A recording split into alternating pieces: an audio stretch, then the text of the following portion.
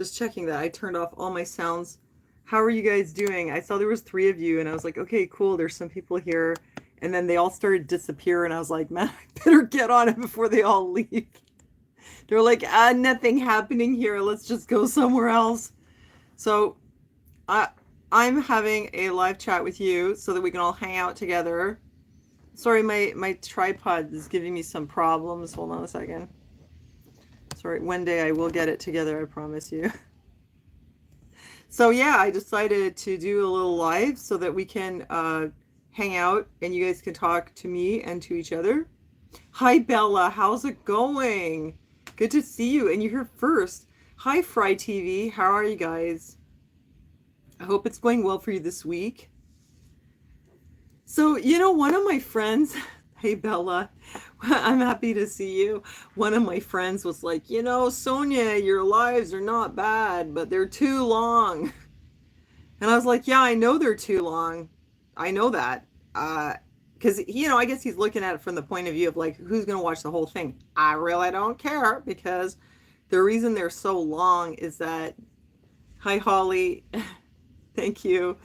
The purpose of the live is so that we can meet, and so you guys can talk to each other also, and talk to me, but also just the interaction.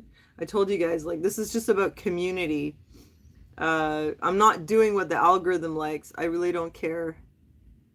Hey Fry, yeah, I'm glad you're doing well. Yeah, I mean, it's okay with me. I have like super chronic fatigue, but yeah, it's going okay, I guess I could say. Yes, Bella, that's exactly it. Like the goal here is to like actually create a hangout for just us, because that's pretty much the only people who's here, because YouTube has made me pretty much disappear. So it's just us here. Basement party. I'm just gonna open the page so that I can see the chat here, because it's a lot easier. Oh my god, my hair looks terrible. My hair looks great on my camera. It looks terrible on the screen. It's so weird to see my... Anyway, let's not go there. So excuse me for the hair, but I thought it looks pretty good on my camera, but apparently not. Yeah, so that's why I do these long hangouts, because, and they are long lately, especially. But that's because I want everyone, or as many people as possible, to get a chance to drop in. If I did a 20-minute hangout, I bet that a lot of people would be like, "Oh, I missed it." So I just make it longer. That's the point. Hi, Skywalktress. Hey, Susan, how are you?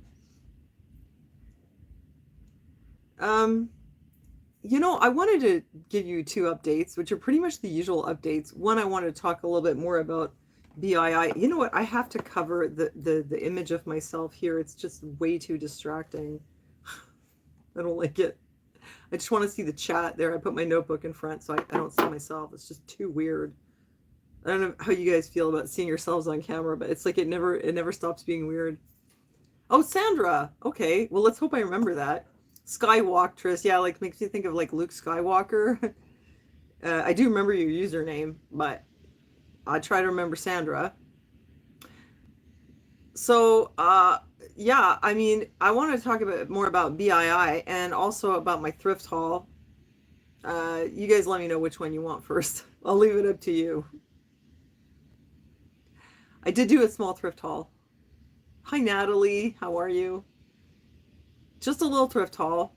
Well, you know what? Let me tell you something. If you're not gonna like jump in there, well, I didn't give you enough time, but you let me know what you want. You want the thrift or you want the BII first? I'll do what you want. But I gotta say, oh my god, I've had more headaches with Marketplace. In case you don't know, I'm sure you do, but I'm trying to like put my stuff out on as many platforms as possible, not video, my stuff, because it turns out I'm actually like really passionate about like mid-century decorative arts. And I also inherited a ton of clothes from my mother, which I'm trying to sell. I'm going to need the money, right? I mean, I'm having all this surgery and stuff. So, you got to do what you got to do. Everybody needs to make a buck, right? And so I thought, well, I really want to sell this stuff, and I've been trying to sell it on Marketplace for years, but it's very slow going. And I thought, oh, well, I have issues with Marketplace too, because now they've switched to Meta and they're using this AI. And let me tell you, if you're worried about AI taking over the world, I don't think it's ready yet. AI has a lot of problems. It's often very confused. Like it literally can't tell the difference between a set of Christmas carving knives and a weapon, or Christmas carving knives and an animal. And a friend of mine said that she had actually posted a plain white T-shirt for sale on Marketplace, and the AI flagged it as a weapon. What are you gonna do? Strangle somebody with a T-shirt? Definitely there's a lot of room for improvement when it comes to AI. I know they keep saying like, oh, it's so smart. It's just like a person. No, it's not. It's like a person on acid, or a person with a severe personality disorder. It's not normal. It's not ready to take over the world. Well, I hope not, because if it does, it's going to be extremely dystopian. But I have issues with it on Marketplace. And the most recent, and it gives me a lot of stress, I'll tell you. The most recent, everything was going okay, and I thought, okay, I was lucky they didn't boot me off for selling, yes, the carving knives, which they flagged as a weapon. But unlike other people, and I've seen a lot of people that they've been kicked off for absolutely nothing with no warning, I wasn't kicked off.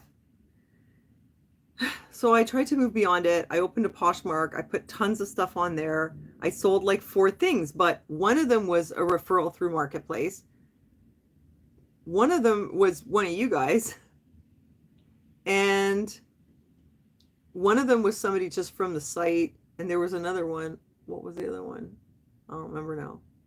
I had like 4 sales. But anyway, yeah, some of it was me directing people there. A lot of work to photograph and catalog all that stuff. I have like over 100 listings on there now, so that was a lot of work. And I find it slow going. I think, not to get off on too much of a tangent, but what people seem to want is big bargains. The only way you can give bargains like that is if you're literally selling your old stuff and you don't care what you get for it. I mean, if it was me personally, I would normally just give it to the charity. It's not worth all the time and effort to put it up there if you're gonna get $5. Yeah, Captain, I'm gonna answer that. I'm gonna answer that.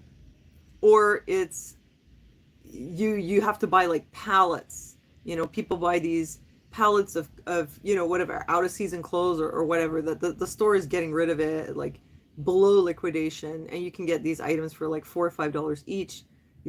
You buy that, you put it on Poshmark, you sell it at a low price, and it's new with tags, and people will buy that. Or, I guess they're looking for also like luxury type items, but at a discount.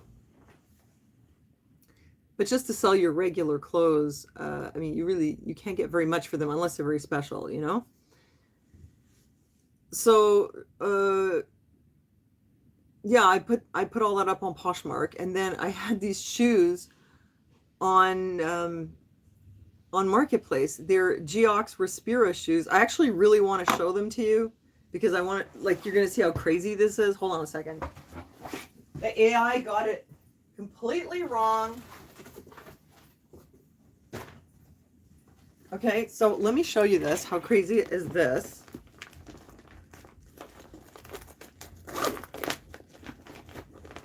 So these are Geox, the real thing, the real Geox. See, it says Geox right here. It's got the serial number. It's hardly used. Suede, green. I put it up on Marketplace. Now, somehow, yeah, it's a really good brand. It's like top quality, suede, really well made, very grippy soles, like perfect for little hikes. And, it's like a borderline athletic shoe, right? They're too small for me, though. I don't know what happened. My feet stretched out. I guess they don't fit. Well, they're tight, so they need to go. But I put them on Marketplace. Believe it or not, AI flagged these as false and misleading content. Now, I don't know what's false and misleading about it. I told them they were worn. I showed pictures that they're, the outside is really good, but I mean, inside it's a little bit, but I mean, this is normal. Like, people put this kind of shoe on Marketplace. It's normal for people to sell used shoes. I've seen shoes that are in way worse shape than that. I've seen shoes, high heels, where the heel part was totally shredded. And I was like, who would even buy that? It was completely shredded. So like, I don't think it's the quality. Are they accusing me of selling a fake Geox shoe? Why? Why would anyone sell a fake Geox shoe? You can buy Geox shoes at Winners. You know what I mean? That's not Louis Vuitton. Nobody makes nobody makes knockoff Geox. That's crazy. And go all the way like to the trouble of putting Geox on the sole and putting the serial numbers and everything. First of all, second, they're not knockoffs. There are pictures of these exact ones online, but you know what? It's an old model. It's probably like, well, it's probably about 10 years old, maybe 8. So maybe the AI doesn't recognize it because it's an old model, and for that reason it thinks that it's fake. Why don't I wear them? I wish I could, but they're too small. I just can't. So that's messed up, because a lot of the shoes that you have, they're not new. Or you get them in the thrift store, if you're reselling them, they're going to be old. And if AI, like Google Lens is still an experimental feature, and if it doesn't recognize it because it's an older model, then it thinks you're selling a fake. That's messed up. It really is. And I saw that and I was like, oh God, not again. AI thinks I'm selling fake shoes. What the hell? So, you know, it's weird. I appealed it. It denied my appeal. And it was pretty fast. So I think, no, I'm not going to try again. It's not vintage unless it's over 20 years old. It has to be from before 2000, basically, as vintage. And these are not from before 2000. They're like 2010s or like right around then. I don't remember the exact year. They're not vintage. But yeah, if the AI like doesn't recognize, then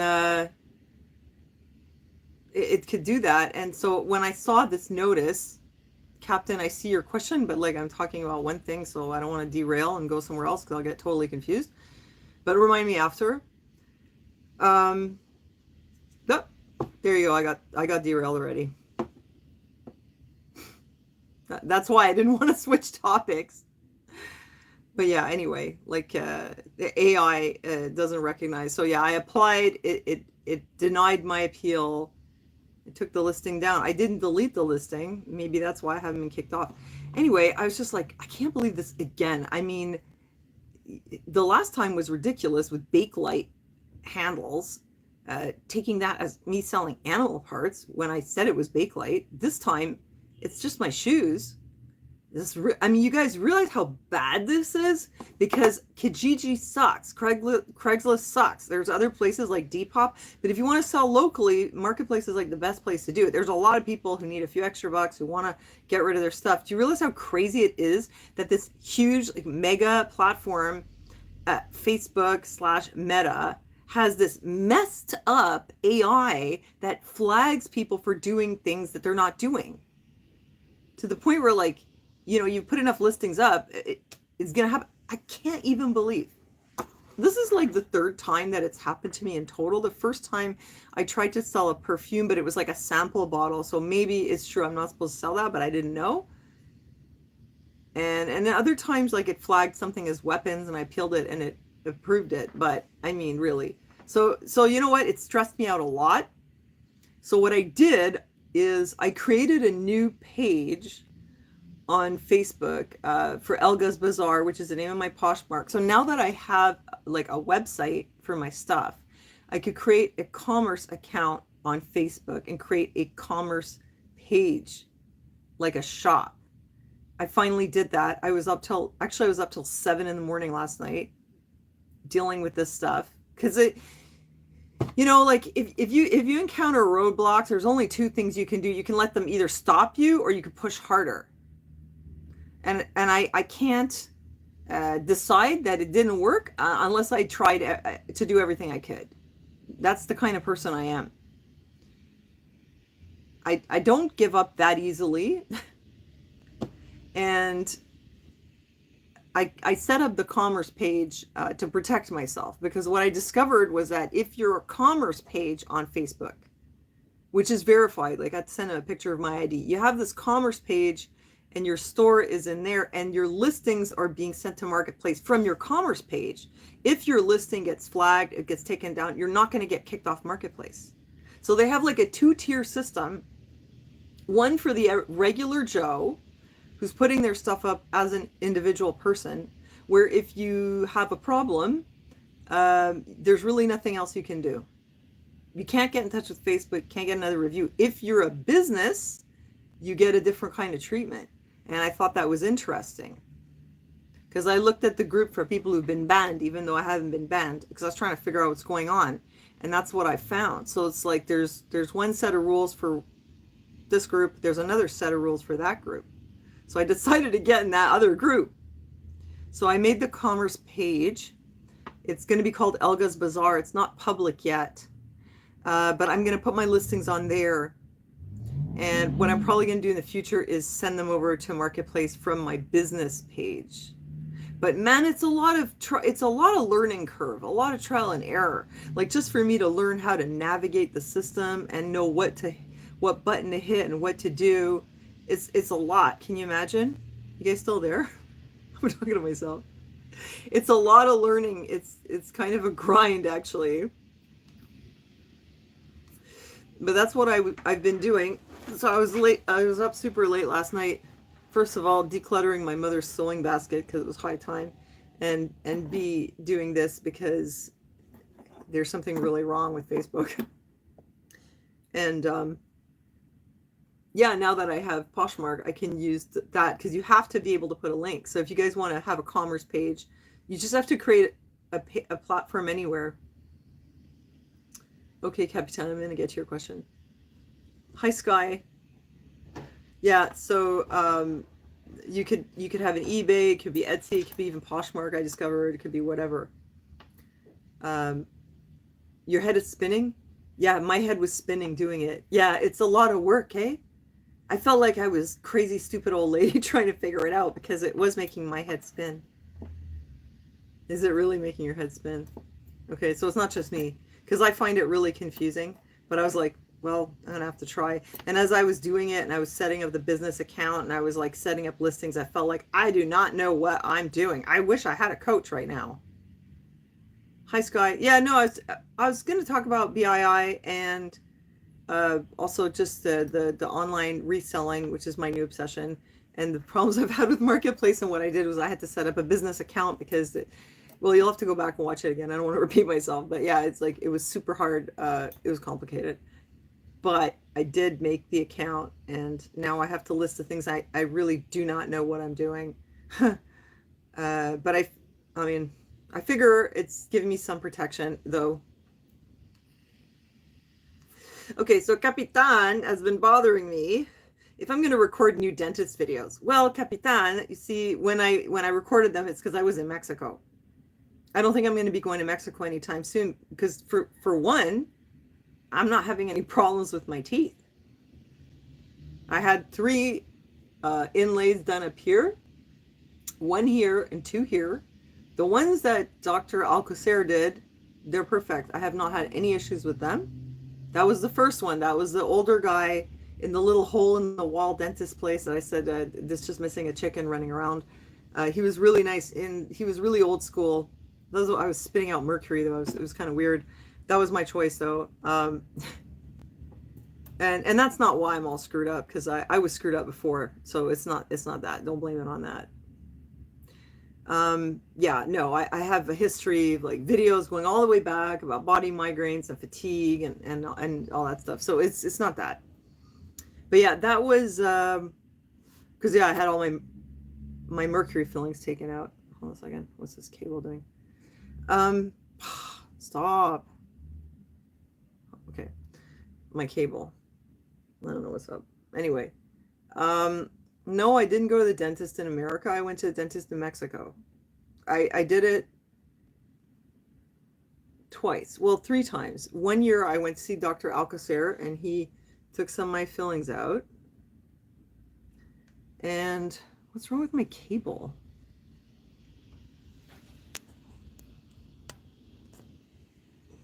Anyway. And another year, I went to a place called Playa Dentist, which is where all the fancy expats go. And Dr. Casas did one here and two here. And with those, while I was there, the inlay cracked on one of them. Like the top part, it cracked immediately because it was very thin. Dr. Alcocer, he took them out like this. He like hollowed out a chunk in my tooth like that, put the inlay in and sealed it up. Those have been really good. With this one, it was like the filling was on the side, so he had to take off a bit on the top and put the inlay in. There was a crack in there. One of them. The other one's good. And this one had to be redone. Like it was never deep enough. And I feel like that's my fault. I feel like when he put it in, I should have bit really hard and I didn't.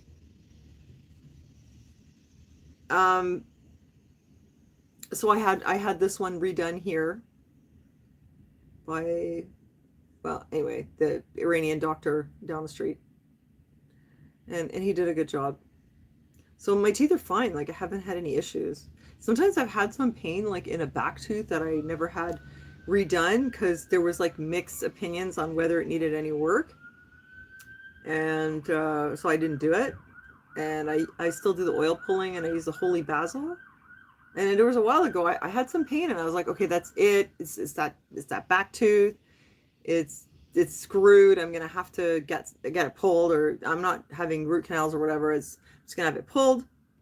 No, I'm not having problems with my teeth, John. It's just because Capitan asked about it, so I'm just answering. So I just had this pain and I was like, okay, that's it. I'm getting a tooth problem. And I used the oil pulling with the holy basil. I don't know if that's why, but the pain went away. Now I'm feeling like my teeth are fine and I'm not worried about it. Yeah, I still do it, but it's like with everything, when you're feeling good, you don't bother. And then when you have a crisis, you're like serious about it. Sorry to hear about your teeth, John. Did the fillings hurt? Well, with Dr. Alcocer, it didn't hurt when he took out the metal, but when he put the inlays in, he had to use this etching stuff, and it's like an acid. He put that in, and then he packed those inlays in there, and it hurt, man, on that side. It hurt for like 2 or 3 days. It was really sensitive, and I got through it with Advil and that other, naproxen, which I can't take now because I have a stomach problem. But at the time, it was okay. And it didn't bother my stomach to take the pills. I got through it. It was fine. And the other one with Dr. Casas, he was so gentle that I didn't even need anesthetic. Believe it or not, he did some of that filling removal and replacement without even freezing me. Yeah, it was quite amazing. There was one of them where he had to do it, but there was others where he just drilled it out, and no, he didn't even have to freeze me. An ear infection? Oh, interesting. Yeah, it can be. You get an ear infection and it hurts like down in here. So that's it. I'm not going to the dentist because I don't have any problems. Sorry, guys. There's no update. I'm certainly not going to Mexico anytime soon. I mean, you guys know I went to Europe last year, and this year I'm having my breast implants taken out. Oh my God, the most painful dental treatment you ever had? I will tell you, and I did a video about it a few years ago. I was told that I needed a root canal on one of my teeth, and I was sent to this Dr. Cano in Westmount, and he tested all my teeth with some kind of a cold thing. And he said that the tooth that she referred me for didn't need a root canal. It's funny how they always have different opinions, but they're each so sure of themselves. So my dentist was like, you definitely need a root canal. It turned out I absolutely didn't. That's this tooth up here. It never had a root canal. It was just that the gum had receded, so some like bone was exposed. That's why it was sensitive. There was no root canal. There was nothing needed. Oh, you're on the South Shore. Oh, cool. So this tooth on the bottom, this Dr. Cano decides I need a root canal. And I told myself, oh, Sonia, just do it. Stop being such a pain. Like every time they say something, I was like, well, let me think about it, get another opinion. And this time I tried to just power through it and be like, fine, root canal in my tooth. Well, he tried to freeze me. And when he gave me the shot, it didn't take. made my throat numb, but it didn't make, yeah, I know root canals are horrible. I already know that. But anyway, this was like in 2015 or something. I was just going to do it anyway. It didn't freeze that area. And I told him I'm not frozen. But when he gave me the shot, it was one of those where the solution has like adrenaline in it. And I felt really like wound up. I told him it didn't work. He didn't believe me, but he gave me another shot. Comes back in. He goes like, now are you numb? And I'm like, no, I'm not numb, but I feel like I'm on drugs. And I'm not frozen. And he's like, you are numb, I promise you. You are numb, Habibi. You are just nervous. That's how he said it. And I was telling myself, I was like, oh, Habibi, just stop being so nervous. Just let the doctor do his job. And I'm like, okay. I open my mouth and he starts drilling. He puts the drill directly into my tooth and it's not numb. And I'm telling myself, stop being a baby. Just let him do his thing. It starts going right into my live, unfrozen tooth. And I was like, stop. I mean, come on. You are not going to do a root canal on me when I'm not numb. I said, stop. He's like, I have patiently you before. You need sedation. It's the old, the neurotic woman treatment. He was gaslighting me. It was the old, like, oh, you're just nervous. There's nothing wrong with you. And it wasn't like, oh, I have a stomach ache. Maybe there's something wrong. You're just nervous. Things. I can't breathe. You're just nervous. It wasn't even that. It was like, my tooth's not numb. You're just nervous. I tried to let him do it, but you know what? I really wasn't numb. They do that to men too. Okay, so it's not just us. Because some of my guy friends are like, that never happens to me. Yeah, well, I believe it. Well, especially here in Quebec, they probably do it to everybody. Men aren't allowed to complain? Really? I don't know.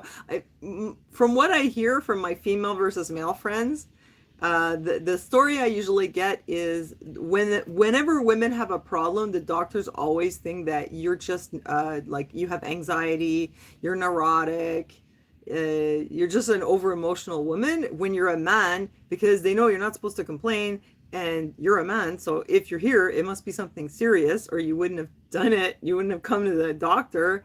That the guys that I know, they usually don't get that treatment. Like I usually get the runaround for 2 or 3 years for each complaint. But it depends on which man you are. Like my partner, Aaron, who's in a wheelchair, he gets the same treatment I get. Whatever he comes in for, it's like, oh, you just need to stretch. It's like, no, he's got a lot of problems. He's in a wheelchair. He's paraplegic. He's got, what do they call that? A vascular necrosis in his leg. And arthritis and all this stuff. And I think that when you're disabled, I hate to say it, but I think they give you the useless eater treatment of it. They put you in the back of the back of the line. Oh no, men get the treatment. Absolutely.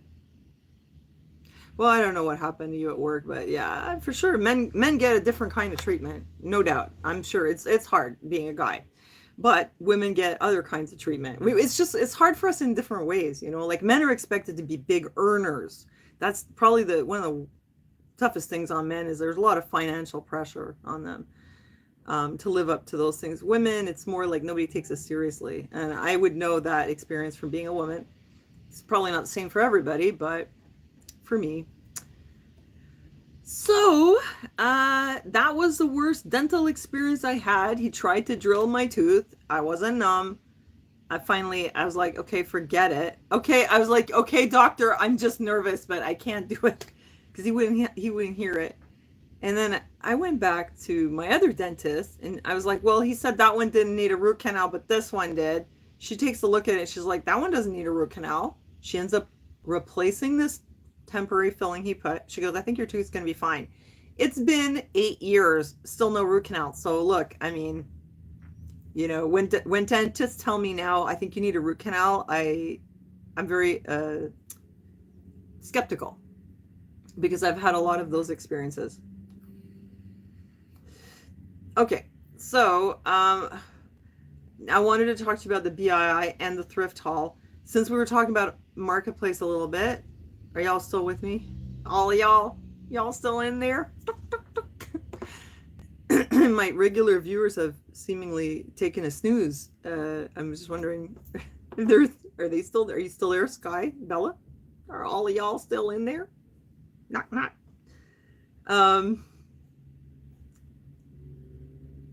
Just looking at the chat. Hi, Bella. All right, so let me show you, Bella, what I got this week. You guys, this is so crazy. Remember that nice pink thermos that I showed you last week?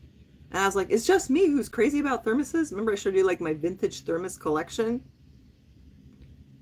Well, hi, Laura.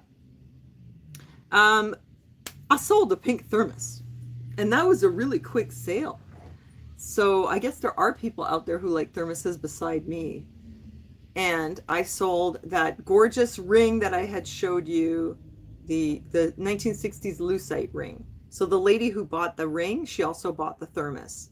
So I got 65 bucks. I mean, it wasn't all profit, but anyway, I got 65 bucks for this. And guess what I did? I went straight to the thrift store. It didn't even mean to. It just sort of happened that way.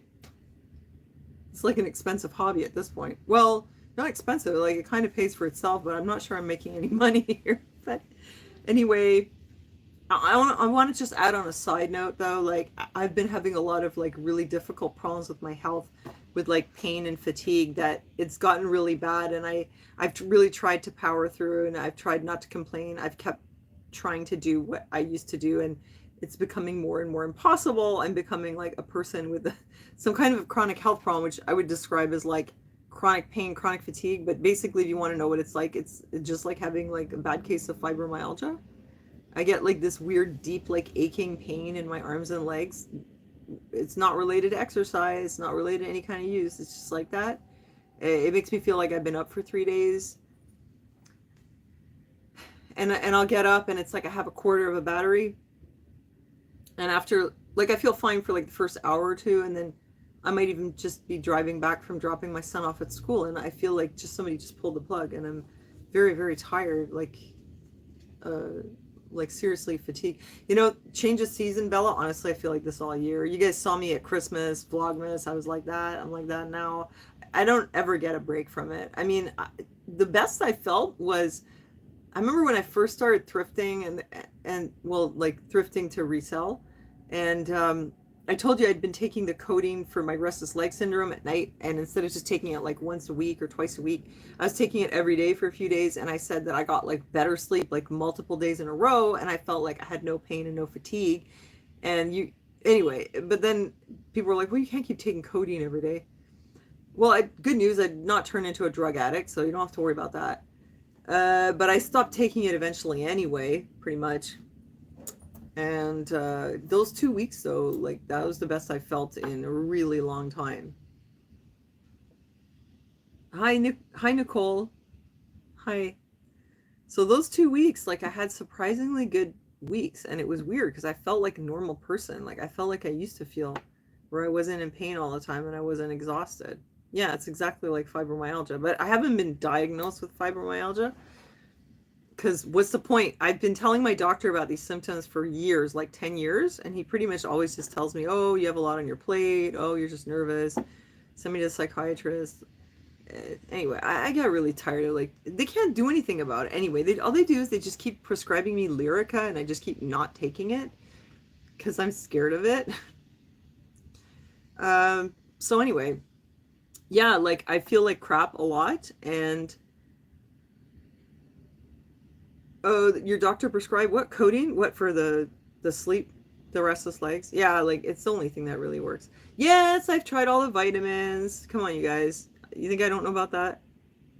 Gluten and dairy. I was gluten-free.